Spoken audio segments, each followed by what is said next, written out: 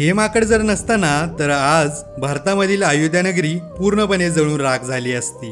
1998 मध्ये अयोध्या नगरीत एका आतंकवाद्याने 20 किलो आरडेक्सचा बॉम्ब लपवून ठेवला होता।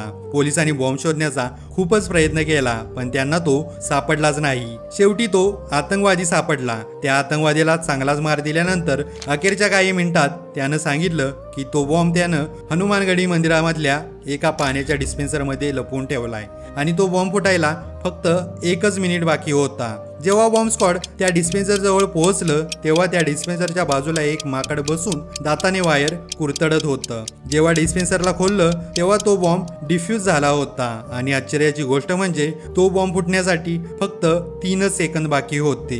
कोण होतं ते माकड आणि बरोबर त्याच टायमिंगला ते तिथं कसं काय हजर झालं? असं म्हणतात ते माकड हनुमानाच्या अवतारामध्ये प्रभू श्री रामचंद्राची अयोध्या नगरी वाचवायला आलं होतं। जय बजरंगबली।